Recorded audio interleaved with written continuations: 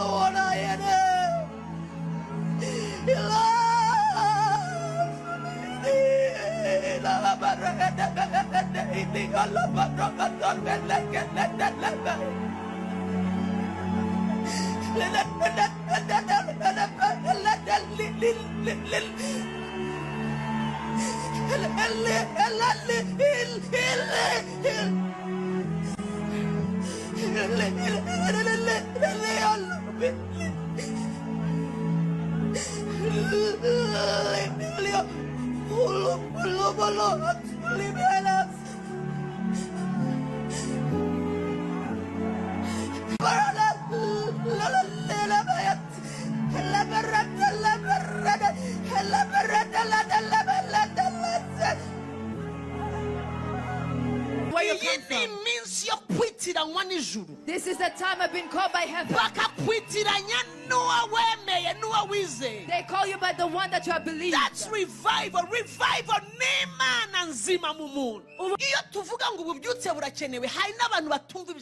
When we talk about that, the revival is needed. Some people don't even understand what it is.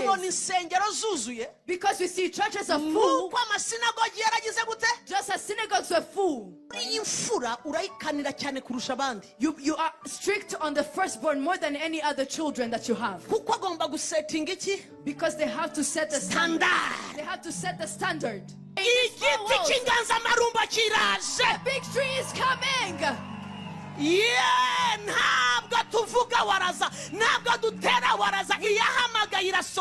one who he impregnates us and makes us deliver the baby has impregnated us with. God doesn't work according to the tears that you have cried for 3 days when you've been praying in a secret place. Look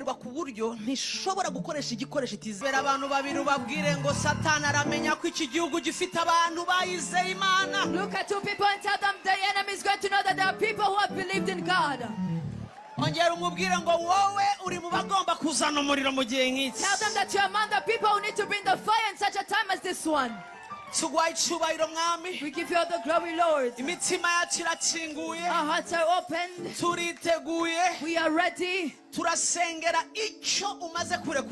We are praying for what you have just released. Because we know that that is your heart. It is to see your fire consuming this world.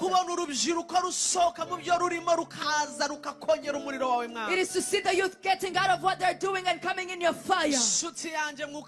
My friend, Holy Spirit, the friend that is above every other friend. You're the one who reveals the king how he is.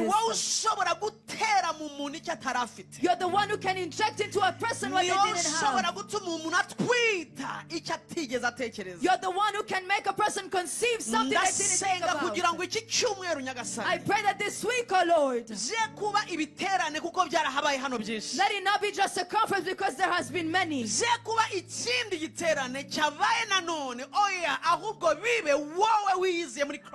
Kingdom. Let it not be just another conference, but let it be you who has come in Christ's kingdom. Kuba izindi ndirimbo, kuba abandi bavuga butumwa, ahubwo bibe ijuru rikinguye hejuru ya Christ Kingdom. Let it not be other songs or other preachers, let it be heaven open. Kuba andi materaniro, kuba indi migoroba, ahubwo bibe urubyiruko ruhuye n'igihuru cyaka. Let it not be any other evening, let it be a youth who has found a burning bush. What has happened is enough. The time is now. We feel it that the heaven is open, the atmosphere is ready. We feel it, oh God. I pray that this week, let no one go back just by serving. Go back just by just coming.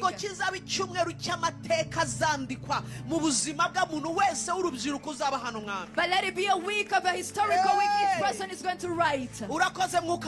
Thank you, Holy Spirit. In the name of Jesus Christ. Amen. Amen. Amen. God bless you. God bless you. God bless you. Oh, yes. You may have your seats. May God bless you. Pst.TOM na Pastor Anita. Help me appreciate Pastor Tom and Pastor Anita. Yes. Hari abantu akenshi biba nkaho ni umuhango ugiye gukora buruko bagutumiye ugomba kubanza kugira gute gushimira cyangwa kuvuga kubagutumiye ariko siko bimeze muri Christ Kingdom. Sometimes it feels like it is just a routine that you need to appreciate those who have invited you, but that's not how it is in Christ's Kingdom. Ahangaha ni muri naita gutese ni kwa Mana. Here it is. Yes. It is the house of the Lord. I tell you. It is the house of the Lord. Yes. Ndashimira Imana cyane abo Imana yahaye ubuntu bwayo kugira ngo reka mbabwire urubyiruko Christ Kingdom mufite amahirwe akomeye. Let me tell you, youth of Christ Kingdom, you are so lucky, you are so blessed. Ntabwo mwayobye. You did not go astray. Ntabwo mwakubise squatter. You did not go astray. I tell you, Imana yaragukunze cyane. God has loved you so much that He brought you in Christ's Kingdom. And you're looking at me like that. I tell you, there are people who find themselves in places and they end up by being offended only.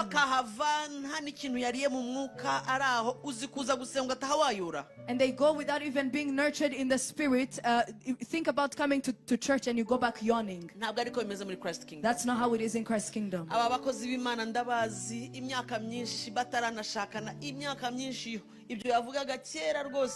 Pastor Anita ukwe, Pastor Tom ukwe, naba n'Imana yateguye buri umwe wese akiri ukwe igerigira abahuza kuko yari ifite umugambi.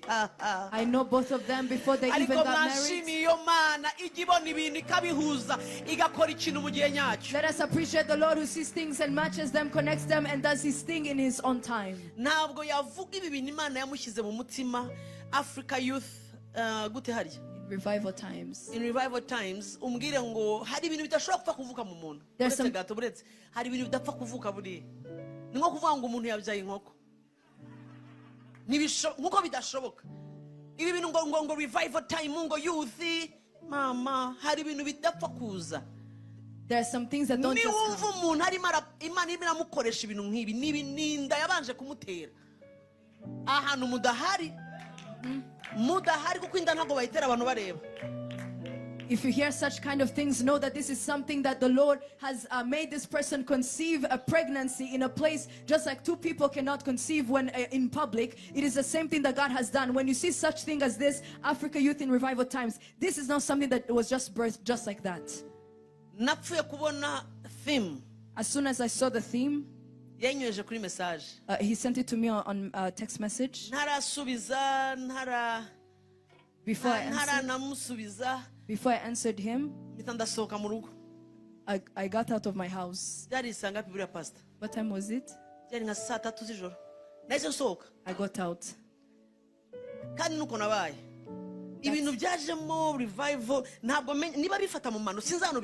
The thing that have to do with revival, I don't know why it touches me. I don't know.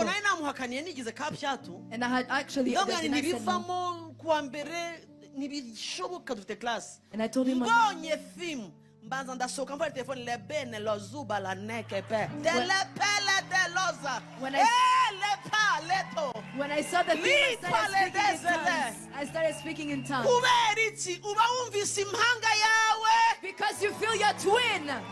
iyo wumvise abamuvukana When you hear the people that you are related to, nahise mvuga ngo ibya classe bizaba biza. I said the things of classes are going to come after. Ndajyayo basoza. I said I'm going to go when they're ending the class. Nacyumvise. Did you hear that? So ndimo ndagenda ariko ubona sohotse iwanjye. Now I had gotten out of my house. Ntabwo nabitekerejeho. I didn't even think about it. Nahise numva ngomba gutangira gusenga. I felt like I had to start praying. Africa Youth. I heard Africa Youth. And I started praying in tongues. On the way going, usually it's not possible. How can I walk as a woman at night? I felt like I knew exactly what it was. I pulled it very well. And I said, now the class, I know what is going to happen there. And I told him, should I put on a video so you can see where I'm going? I don't know what we started saying, and then we went crazy. Why? I said, why? Tell your neighbor you're in the right place. Speak like a person in the Bible. Raise up your voice.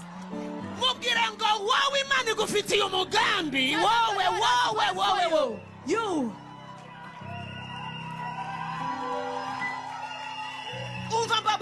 Listen.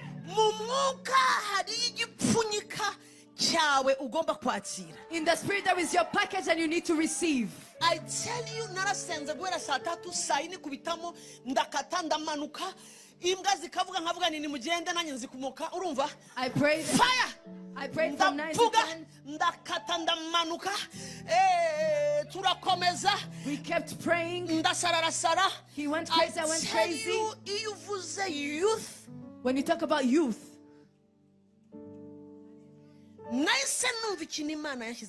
I felt the thing that God has put in my heart. Let me tell you the truth. We are in the days of revival. Turi mu bihe by'ububyutse. Turi mu bihe nta shwa ihari usibye kubona Imana ikwambara se uyambara se usibye kubona. There is no other choice that we have except to be clothed by God, to have Him. Except people not confusing you with the place where you're born from. You say, so Liliane is not married yet. You know they'd never get married. They still confuse you with where you come from.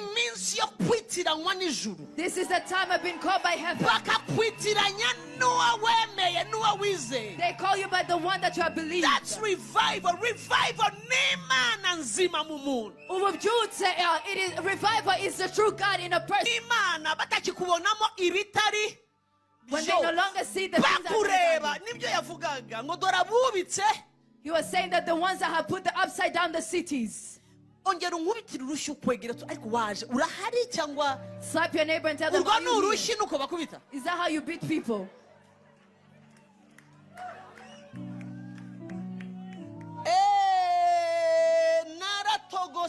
I prayed that night. Yes. I prayed that night. Now, he told me not to preach. I'm not even preaching. I'm just talking. And I'm going to pray and go.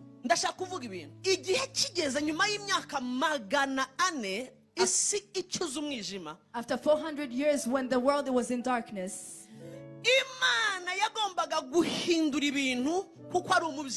God had to change things because He's a father.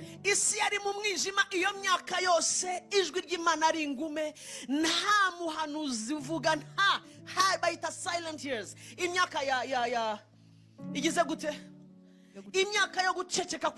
The voice of God was cast in that time. There was just silence. There was 400 years of silence. Now, yesu yagombaga kuza, iyo nkuru murayizi. You know the story, Jesus had to come. Ariko imana yari ikeneye integuza, avuga ngo integuza. But God needed someone to prepare. Abari mu buhanga bw'ibyuma muramfasha vuba vuba. Those who are in media, please, you're going to help me quickly. My God, ntaragira ibindi bintu mvuga, nimubanze mbonera iki cyanditswe. Please look for me. Mariko igice cya mbere. Mark chapter 1. Mariko igice cya mbere. Mark chapter 1. Oh, hallelujah. Urakoze mwami. Mariko igice nari mvuze. Mark chapter 1. Icya mbere, yes, niho. Aha.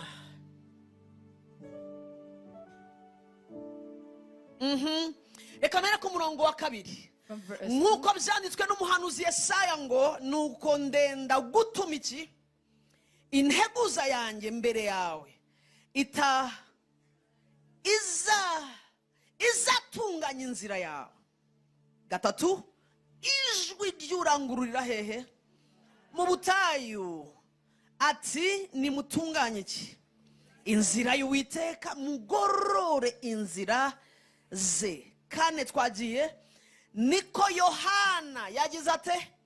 Yaje abatiriza mu butayu, abwiriza iki? Abantu iby'iki? Iby'umubatizo wo kwihana ngo bababarirwa ibyaha. Abatuye mu gihugu, my God, cy'Yudaya, abi Yerusalemu bangahe? Bose bangahe? Bose barahaguruka baramusanga. Ariko ntabwo mwakumvise. Abatuye he? Those who live, who are where? Abaturanyi be muri quartier. The neighbors. Abatuye mu gihugu, in the land. cy'Yudaya n'abahehe na Yerusalemu bose. Abo n'abatuye bavuze bose, Bibiliya ntigikabya. The Bible doesn't say Both, that. all of them. Barahaguruka baramusanga. Barahaguruka. Gasubiramo ko barahaguruka. Repeat that one. Ongera barajya. They went out to him. Ongera volume. They went out to him. Volume rimwe. Raise up your voice again. Hari hakoreshejwe iyihe media? What kind of media was used? Hakoreshejwe ayahe matangazo? What kind of announcements did they receive? Dore ko turi mu minsi yo gutangaza cyane.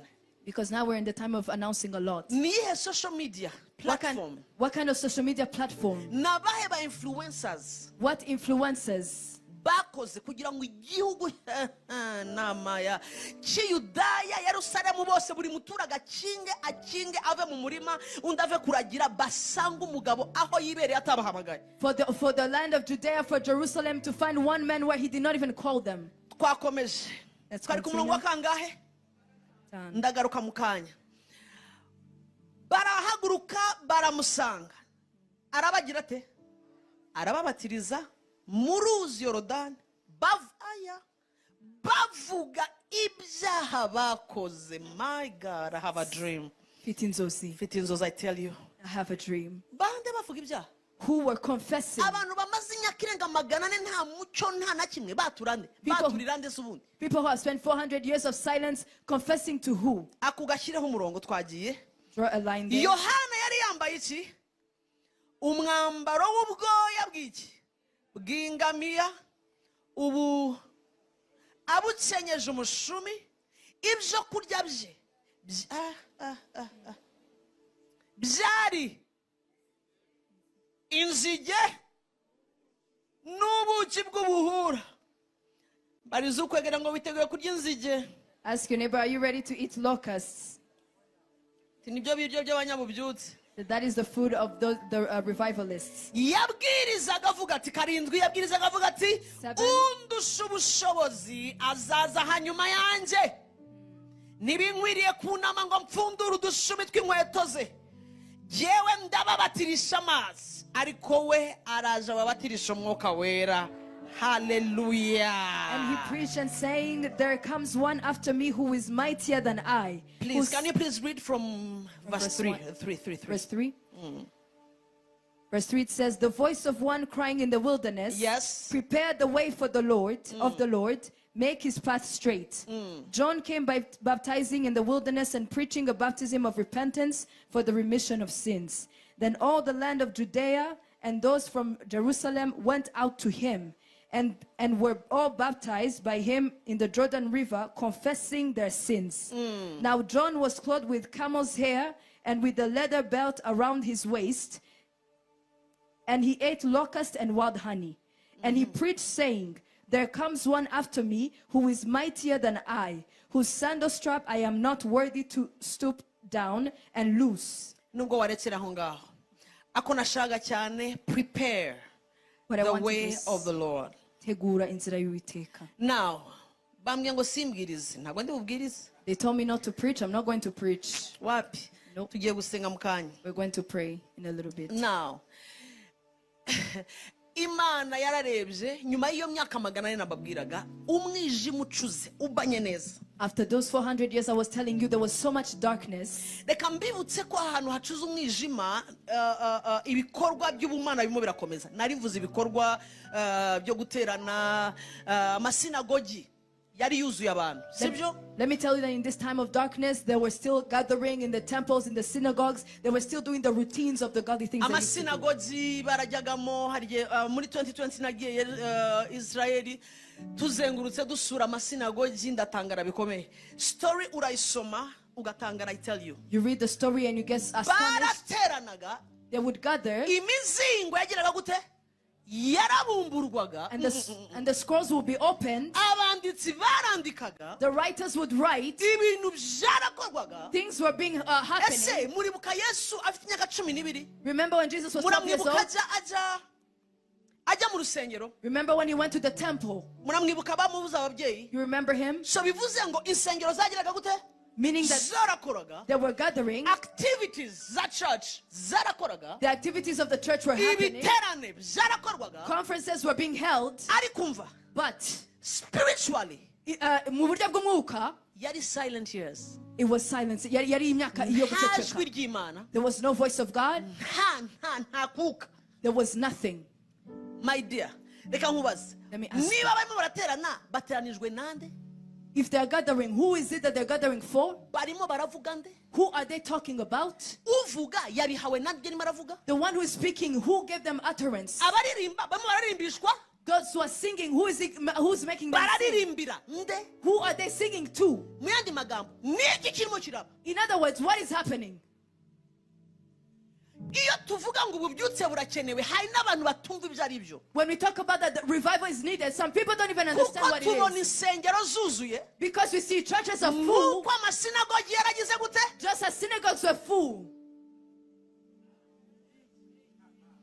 Tubona abantu bajya mu nsengero, indirimbo ziraririmbwa, abantu barabwiriza, ariko barabwiriza nde baziranye nawe. We see people barabwiriza ibyo bahawe nawe. They are preaching things that who is it that is giving it to them, or do they even have a relationship with the one they're talking about?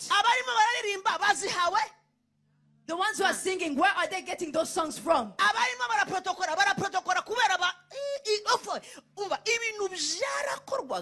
Things were happening. Jesus opened the scroll. My God. Arabumbura umuzingo. Asoma Yesaya kangahe hariya? 61. Ati umwuka w'Uwiteka ndiho. Yansize kugira ngo mbwirize abagwaneza arakivuga ati uwo munsi ibyanditswe bibasohoye. And then he read about Isaiah 61 and he said that the Lord is upon me. And then he said, on that day, the scriptures have come to fulfillment. Ntabwo wari uhari ureba abagabo barakara bamurakara ngo bisohoye kurinde kwishiraho gusa. Ubu urashaka kutubwira ngo it is you now that the spirit of God ushatse kutubwira ko ari wowe rero umwuka bahinduka kansime. They turned into consumer. They started quarreling with him. They said, since when are you trying to be proud? And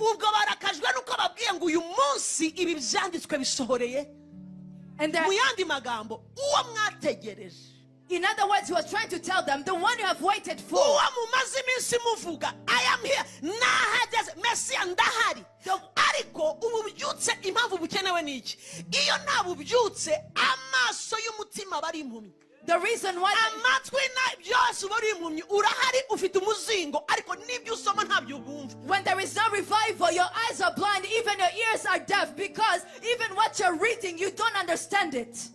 none se arimo arababwira ngo mukanya mwasomye murambaye ibikanzu hano bari basizeho twatuntu twise gute pastor amakora ndashaka kubarayo mu bishura bari bazamutse ku gatuti. I want you to look at them the way they were dressed up. Jesus is sitting there. Stood and took the scroll. And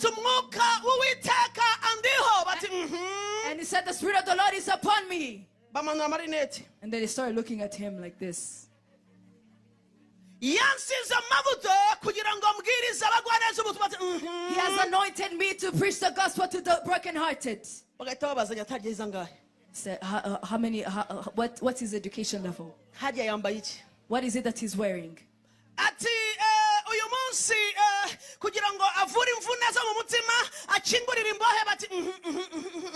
To heal the brokenhearted. Said yes, they are saying.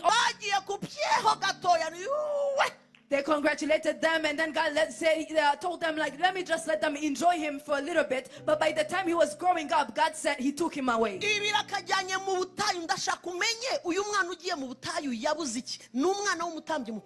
I want you to know that this child was going to the wilderness. He's a child of Zacharias, a great priest.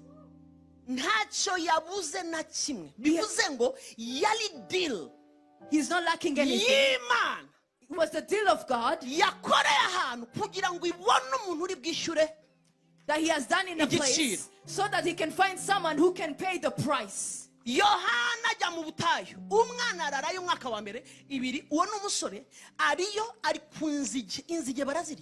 John went to Do you think that John ever saw his family eating locusts? The great priest, the high priest. He's kambaye ibintu bitambarwa kari muri izuba naho ariko morning kari kumavi sasita kari kumavi umva ntigasura anti ntigasura anko ndashaka mbereke price ntaza hano bagurira jeans deshire ya bayita gute deshire ntaza aho bagurira deshire ntaza aho bambarira bya bindi pocket ntabwo pocket ntazi langaje yabo bangana kandi bari muri generation imwe. He doesn't know what other people, the same people in the same generation, what they're doing. He's not about this whole thing, the enjoyment, they're enjoying all the things that the people in his generation are enjoying. Mugihe abandi bavuga ngo hashotse indirimbo ntayazi, mugihe baraba television ntahari, mugihe bari kuri TikTok, IG n'iki kindi, WhatsApp, Facebook ntahari. In the time where the other people in his generation are on TikTok, they're on Snapchat, on other things, for him he's not there. Arimo aravugana n'umwuka wera, arimo arashaka Imana amanywa ijoro abo bangana bicaye kuri bari Kigali Heights baza amafiriti agezweho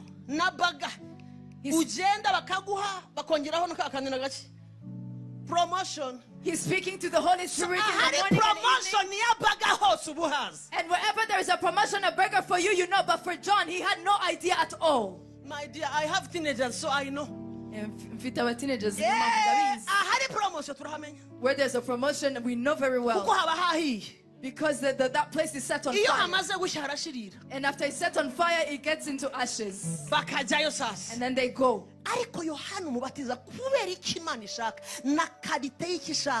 Because of the quality of what God wants. John the Baptist does not even know his aunties. Let's go. He doesn't know the meetings of the wedding. He doesn't know where people have lost people so that he can go. He doesn't know the affection of his parents. It doesn't remove how he's created because he was a young man. He was a young man like others.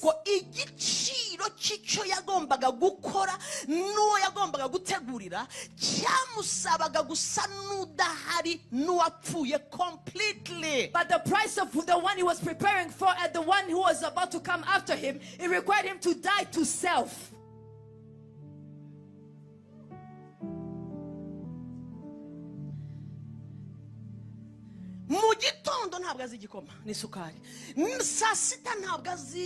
He doesn't know about breakfast or porridge in the morning. He doesn't know about lunch. Let's go deeper. He doesn't even brush his teeth. ntabwo yoga. He doesn't even shower. Mu butayu hari umushyiraho isume na. Did anyone bring a towel in the wilderness for him? Hari iyo mbona mu butayu. Do you see that? Did you see it? Umva. Ndashaka iyo tuvuga revival abantu bagira ngo njya numva I'm sorry to say ndabivuga nciye bugufi kandi ni wacu umuriro wa Kristo. I'm saying it humbly, also honoring and respecting the body of Christ. Conference yose it's a revival conference. Revival conference. Revival what? Conference. Let's go in a revival conference. Revival is everywhere. Biroro, that is cheap. It is very easy. It is easy to say it. Very easy to say. Is ready to pay the price. Gutanga ikiguzi. Who? Ninde. Iyo tugeze kuri topic. When we get to this topic. Inde. Who? Umusore ntabwo ari maribrosa ntabwo ari maroga ndashaka umurebe tuvugisha ukuri yarafite imje mu mugongo uko yari umuntu. This man, let's be honest, he was dirty because he was a man. Yambaye ikintu cy'uruhu n'uruhungo rw'iki? Rw'ingamiya. Uruhu rw'ingamiya ese ubundi yakuye he? Yarwanye n'ibisimba rero. That means that he fought with yarwanaga animals. n'inyamaswa zikamusanga kica kawumutsa kambara umwana wo mu bakire. He would fight with those animals and had to find something to put on. Yet this was a child from a rich family.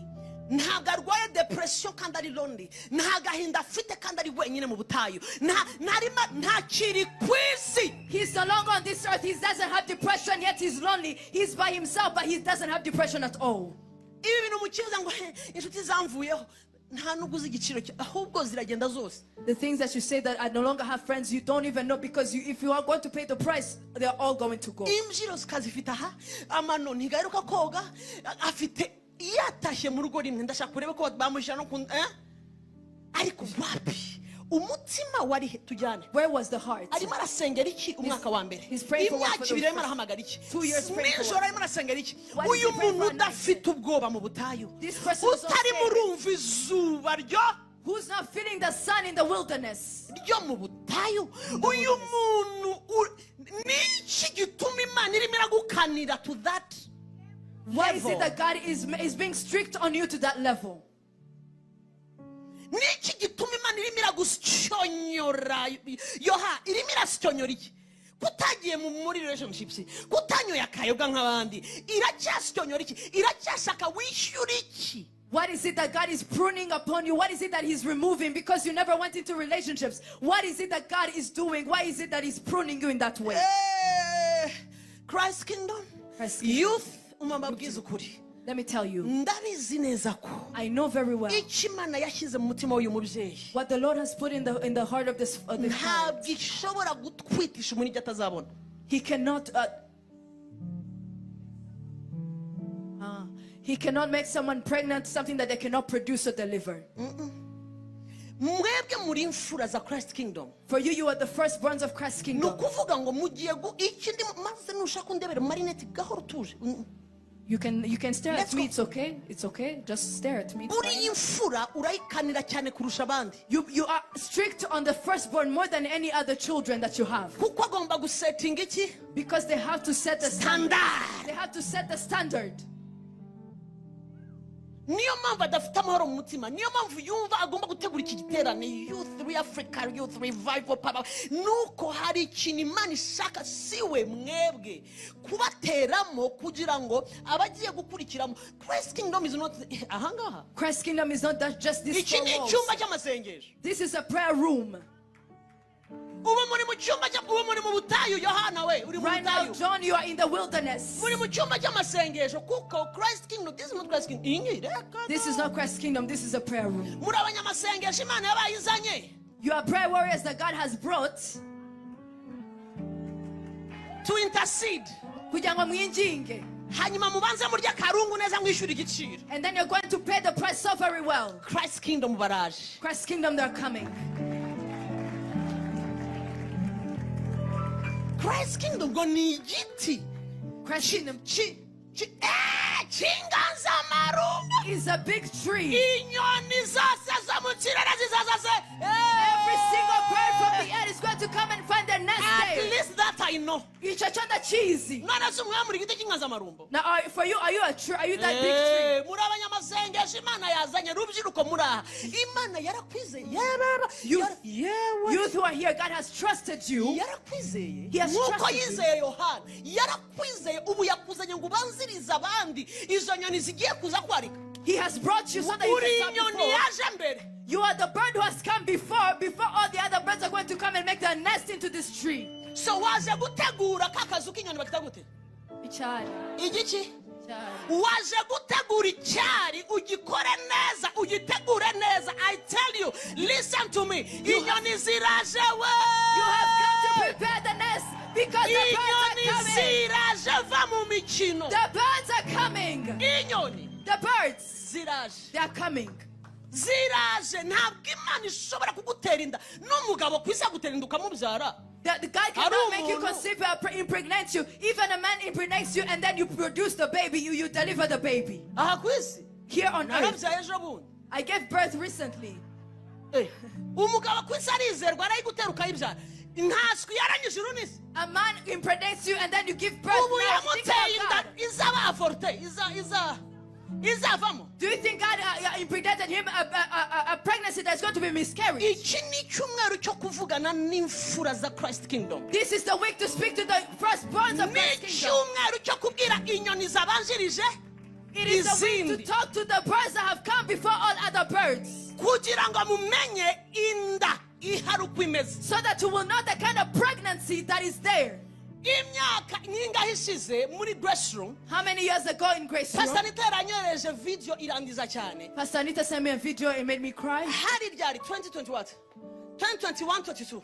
Anyohereza 2022. video itwereka nari magaze imbere arambwira ati Pastor yambwiye ngo umva ubwo buhanuzi wavuze. He said, listen to the prophecy that you prophesied. Pastor Tom yanyohereje video ndavuga ibi byabaye ryari? Send me a video and I said, when did this happen? Nubona ibi Pastor Tom? Don't you see this, Pastor Ibi Tom? tuzabigarura. We're going to bring this back. Ubona inyoni from all over the world. You're going to see birds from all over the Pastor Tom, world. see flying. Flying here and there, different places in the world. Wumva abantu mu gishinwa Christ Kingdom China. Hearing people in China saying Christ Kingdom China. Wumva Christ Kingdom Hong Kong. You see Christ Kingdom Hong Kong. Christ Kingdom India. Christ Kingdom India. Mukabakurikira. You're going to follow Izi them. video muzazigarura. You're going to bring back this video. Imfura za Christ Kingdom don't die soon. Firstborns of Christ Kingdom nimupfe vuba. Aho Imana irimo irategura inyoni zabanjirije izindi mu rwuri. God is going. Listen to me. Kugira ngo abagiye kuza ubabwire ngo icara hano dore naguteguriye icyicaro, icara hano iwacu twifata gutya, tuhagaze kuri iri yerekwa, ibi bigenda gutya, turya gutya, twisiga gutya, turirimba gutya. Mbwirira ukwegereye, you better prepare. Tell your neighbor that Itegure neza. prepare yourself, because you're going to be preparing for those who are going to come. You're going to tell them that this is our culture, this is the vision, this is the place I prepared for you. Pastor Anita yanyohereje video nariza amarira menshi mu gicuku. Pastor Anita sent me the video and I cried a lot. Ndababwira ngo do ibyo Imana yambwiye abantu baraje. Imana yambwiye gutya nabivuze byose muri iyo video. God told me that. Ndababwira ngo And I told them, nibigera when it happens, muzanyibutse ko mwari muhari. remind me that you were there. Kamera ahitaca mu bantu. And then the cameras went through people. Hari abantu bangahe? There were how many people there? Pastor, intebe twicaramo imbere tubyigana hari udutebe nka uturanje tubimama. There were only like 2 rows that were Abaririmbyi filled. inyuma yanjye hari Patrick The na singers behind Kenneth me. n'undi muntu nabo bahagaze nk'abantu bamaze kunywa amazi ari mu munyu. They were all standing like people who have drunk salt water. Ngiye kureba mbona And then- hirya inyuma nta bantu bicayemo. And then behind the seats were empty. Pastor, empty. The seats were empty. Pastor Tom, nimvuga empty wumve empty. When I talk about empty, here empty.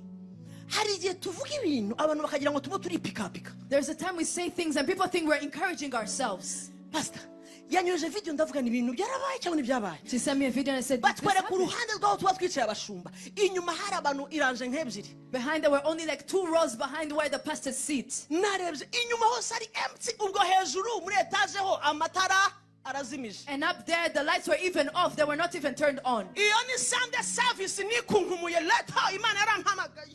That is a Sunday service where I was preaching and I was saying God has called me. Christ Kingdom muma muri vumba bugira muri aka kantu k'inguni enyaka. You guys are in this Igiti cy'inganza marumba kiraje. The big tree is coming. Yeah, ntabwo tuvuga waraza, ntabwo dutera waraza, iyahamagaye irasohoza. Itera inda igatuma tubyara. He impregnates us and makes us deliver the baby has impregnated us with. None Pastor Tom yavugaga. What Pastor Tom was saying. Amateraniro atangira saa 11 muri grace room, abantu bagera saa 3. Saa 3 kupra ikaza iti ejo bundi harabo twabwiye ngo nimubabwire batahe nibafite amamodoka. There are some that we told the other day, please let them go because now they have cars, there's no more space. I told the ushers, please tell them to go home because they have cars there in Kigali. And I would think that they don't know the time it actually starts. Tell them to go home because let them not make a mess there or chaos because we're starting at 5 p.m. God asked me, are you the one who brought them? They answered the protocol, Bahati. So when you look at us, do you think we are crazy? And you think that we don't know, we are not aware of what time it is. We know how to count the hours. We're educated. We have fuel. We are well. Leave us alone. We know what we're waiting for. He came and told me, and I answered and I said, now leave them alone. Because they have also told me some words over there, just leave them alone.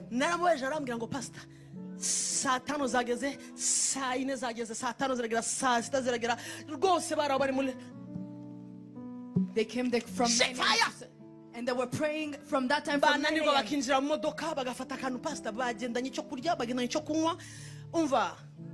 They came to they are not coming from up country. They are here from Kigali.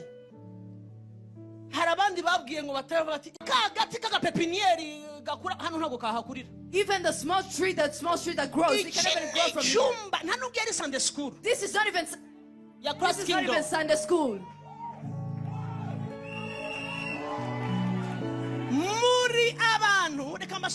Let me explain to you.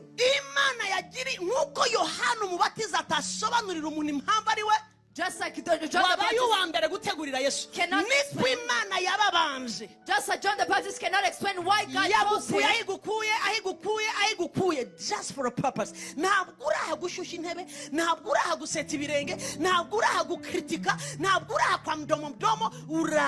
To work. You're not here to speak about gossip. You're not here to go slowly. You're not here to serve any other way. You are here to work. You are here to prepare for the birds about to come. And the rewards of the firstborn, they are great. Meaning that this is an opportunity and a grace for you to prepare for these birds are about to come. Please sit.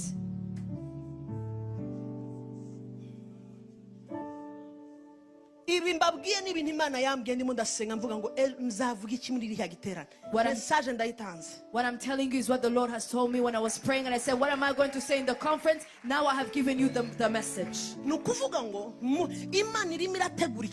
This means that God is preparing something. And he has already started. Because the servant of God said yes. But it grows gradually. Let me tell you now. Nobody. You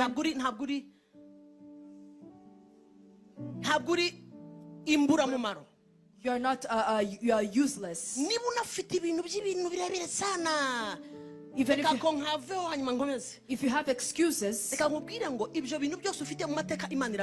me tell you all those things that you have in your past, God knows it. And it means and it means nothing considering what God wants to do in Christ's kingdom. Be available. Be available.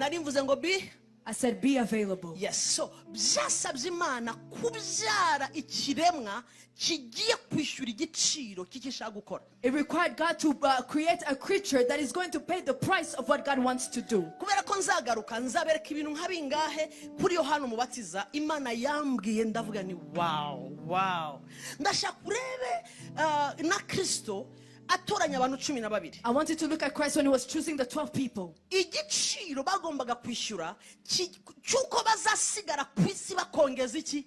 The price that they had to Bakongeza pay. aba 12 bakongeza isi. These 12 that they're going to, the price they were going to pay for them to bring the fire here on earth. Kiriya giciro cyari high. That price was very high. Yasangaga umuntu akamubwira ngo follow me. Ngo nkurikira nzakugira. He would find someone and say, follow me, I will make you. Abagabo bafite ingo. These men have families. Reba rero umuvukuzi w'Imana ubu ngubu yifashe. Now look, Agasanga umugabo uri mariya ati follow me. look at the servant of God finding a person who's married and say, follow me. Akamukura mu rugo rwe, akamukura mu bana be. Gets them from their his home and his children. Idini He will say, now religion. y'inzaduka riraje. Now this trending religion has come now. Niyo mpamvu iyo bigeze ku bubyutse That's why when it gets to revival, uba ugomba gupfa kuko you need to iyo die. udapfuye amatwi yakomeza kumva ibiri hanze. You need to die because if you don't die, your ears are going to continue listening to the things out here. Ndashaka wumva ibintu Yohana yumvise, Petero yumvise, ubu se bibaza ngo imiryango ntabwo ya judges. I want you to look at what Peter Umuntu heard. w'umugabo akurikira undi mugabo unamurutse imyaka Galilaya Samariya he murimo murakora ibiki? Don't you think that they judge them? ku musozi mwaraye hanze byari bishya critique zari zigize gute? There were so many Yes. critics. People were criticizing them and they were saying, you are a whole man. How is it that you're following a man, your fellow man? Don't you have a family? Don't you have this and that? Urakurikira umugabo twagiye ha twaratariya arara mu misozi arara hanze murara hanze ibyo ni biki ubona ubuyobe Yohana ubona ubuyobe Petero ubona ubuyobe yerererere abana be bariga usura mugabo azabishurira ndashaka urebe critique nushobora umva Listen. kimwe mu biciro nuko you die urapfa nta kintu na kimwe kikuvugwaho ugomba gututindaho. One of the prices that you pay when you want Kuko to, for the right to udapfuye if you don't die, ntabwo byavamo. you have to die, because if you don't die, these things are not going to work. Umva Listen, umugabo amara imyaka 3 bamara imyaka 3 bari inyuma y'umugabo. they spent 3 years behind a man. So igiciro urashaka kumbwira ngo You want to tell me that the price, birasaba kugumana nabo bantu amasaha yose amajoro yose usenga bareba ugendana nabo Yesu ntiyabarekuraga. it requires Yakoraga Jesus to do ibitangaza every bagize single gute? thing. He was doing every single thing. Yakataga bagize gute? He would turn, they would be with him. Igicuri cyavaga mu bantu hagira gute? The epilepsy would come from a person that would see. Everything byose Every single yabikoze bareba. He did it when these people were seeing. Agasengana nabo akagira n'umwanya wo gusenga. He would pray with them and he would have time to pray secluded. Arimo arakora iki? What is it that he is doing? Hari imbuto arimo araba. There is a seed Shiramo. that he's sowing in them. Namara kuva ku isi bazamenye uburyo bakora. When he departs from this world, they will know how to operate through it. Now, munyemerera mvuga ibintu bibi ntabwo nashe kubwiriza nanjye gusenga. I did not come to preach, I came to pray.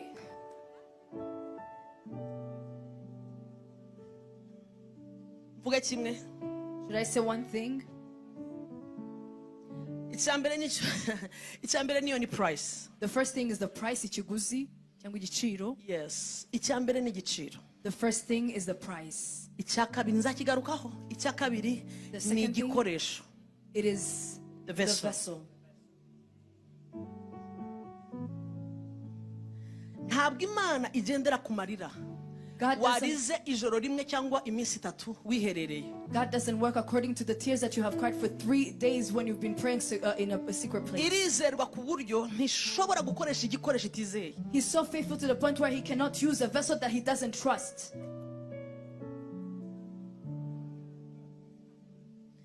Yaravuze ngo mu nzu y'inyumba hari ibikoresho bingahe? Byinshi. There are many vessels. Hari ibikoreshwa by'icyubahiro.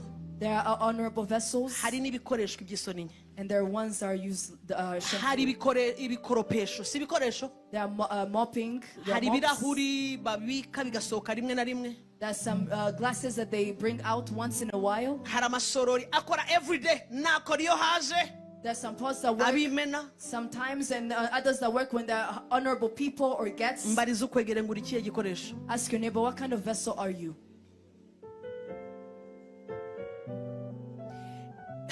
ibintu by'Imana biri clear ku buryo ntabwo ushobora kuba igikoresho cy'icyubahiro.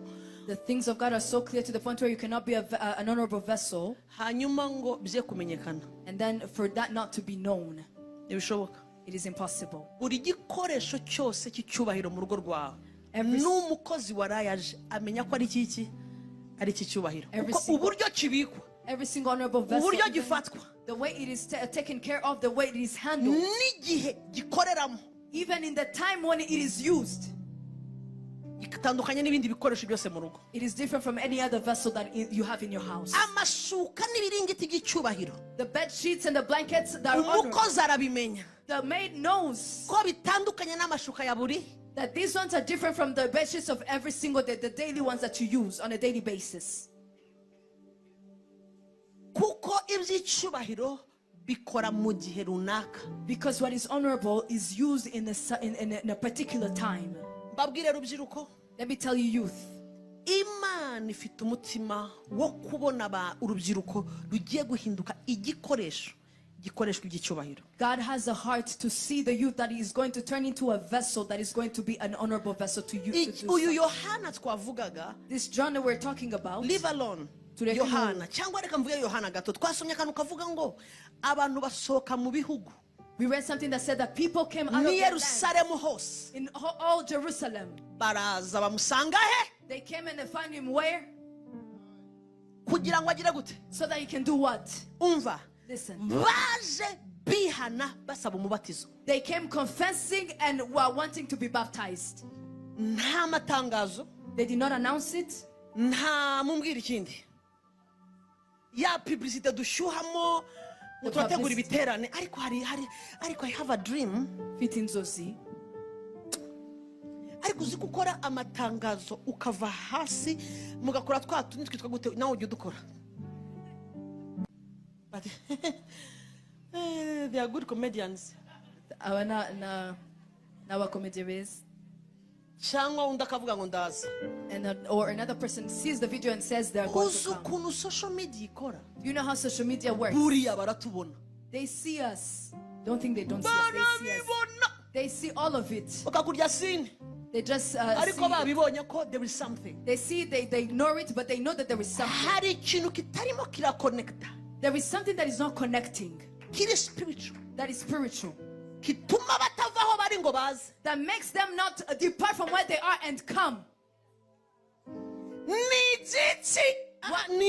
Now tell me, what is that?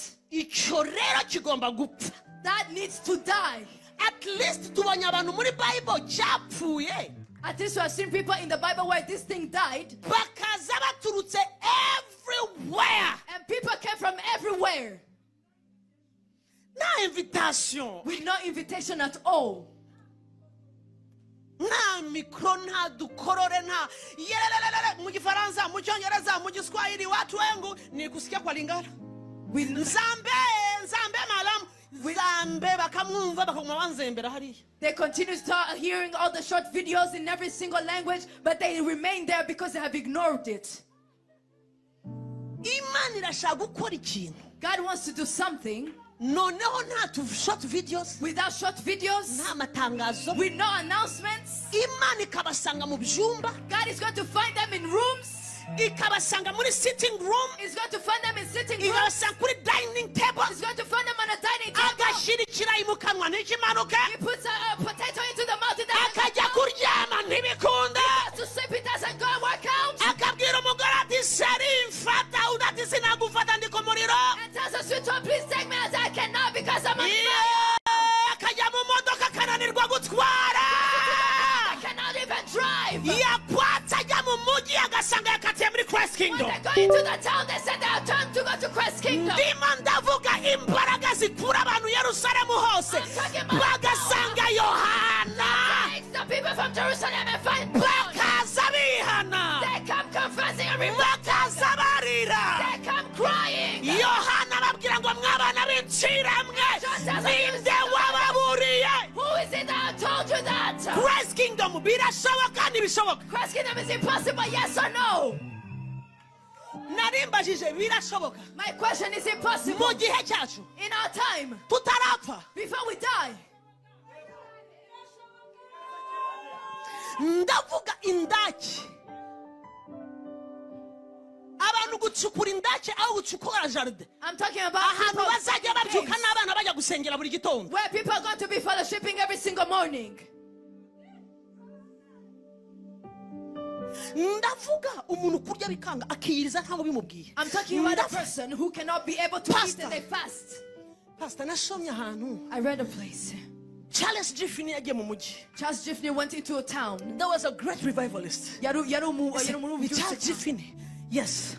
I think it is him. Yari afite abasenzi harimo Father Nash. He had a prayer warriors. Bamara igihe basenga ngo baravuga ngo ikirere igiki They said that the atmosphere, apana cy'akaritiye cy'umujyi the atmosphere of the whole entire city kirafatwa, was taken up. gifashwe. Umva icyo bivuga. After being taken up, listen to what it Bivuze says. ngo umuntu guhumeka ngo, Meaning that a person just breathing in, just breathing in, baravuga ngo uyu mwuka duhumeka that this breath we're breathing ngo wafashwe na conviction yo kwihana. was taken by the conviction of repentance. Umuntu wese yagira ngo When each person would breathe in, just breathing, breathe. Upfa kuba uri ahantu uyu mwuka wakugeraho. as long as you're in a place where this breath can get to you, this air can get to you.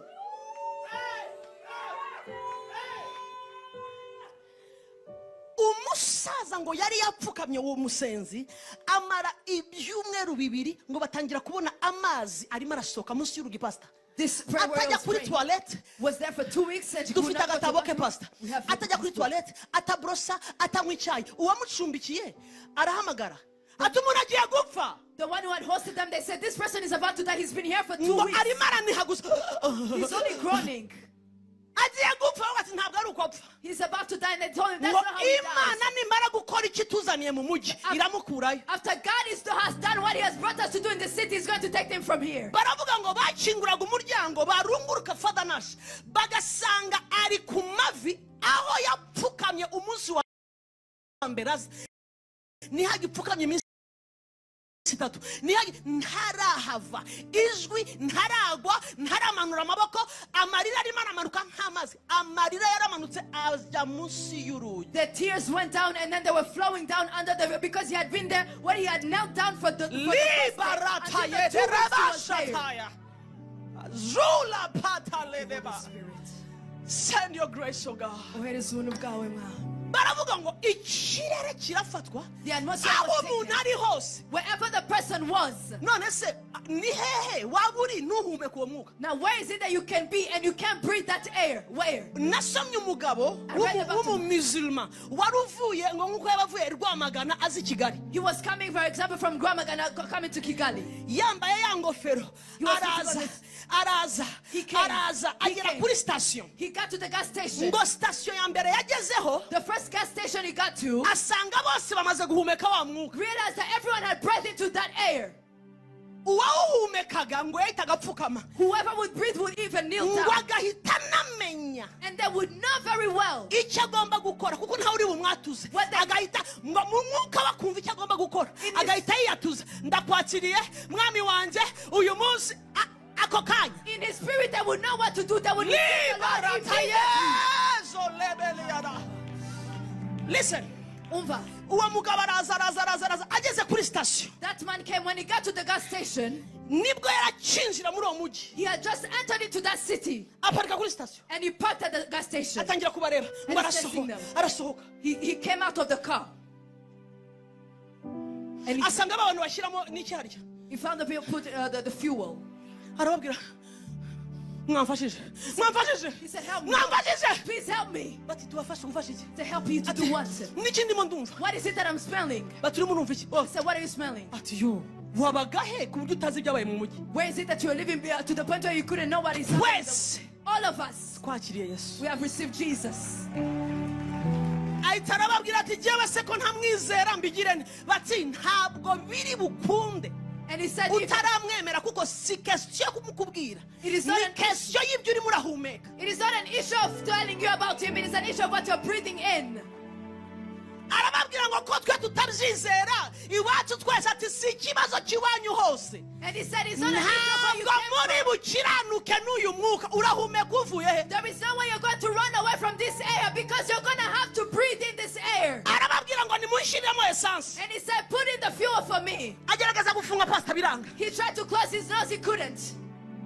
biranga nimumfashe ngo ahita apfukama hafi y'imodoka ye He couldn't, and then he said, now help me. And then he knelt down and ababwiye he asanga bose bari muri umushyiramo libra robo when he told them everyone that uri was muri falling, ngo ahita arapfukama and then he knelt down, azamura amaboko raised up his hands. aravuga ngo bambwiye ko utari umwami ariko uri umwami They told me that you're not king, but now I've realized you are king. banyigishije kuta Tell me this. yari yatuje He confessed by himself. yari He yatuje confessed by himself. Christ kingdom Christ kingdom. youth Rubyiruko. ntabwo dushobora kwemera ibitari ibyo We cannot allow the things that are not right. niba yarabikoze yabikora n'uyu munsi If he did it that time, he can do it even uko now. yari araje uyu munsi niko ari How he was niko azahora ibihe the byose same forever. niba yarakoresheje abambere yadukoresha If he used the first ones, he can use us too. bene wacu barimo barapfa bataramenya umwami Our relatives are dying before they know the Lord.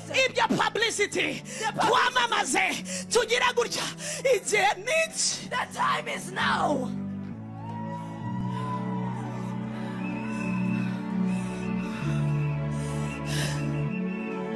fuka amahuri Kneel down where you are.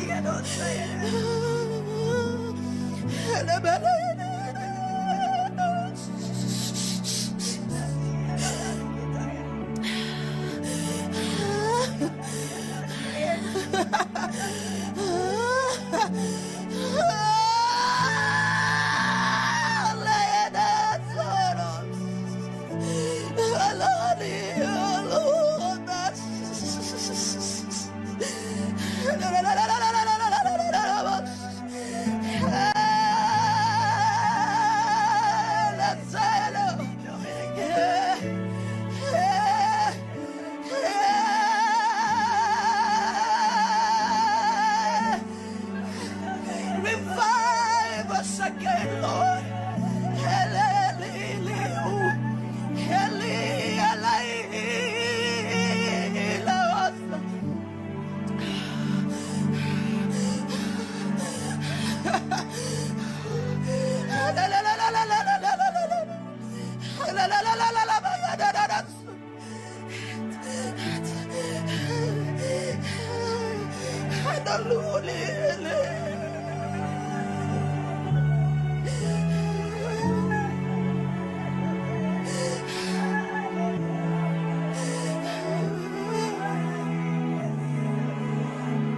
Your glory, Lord, your glory.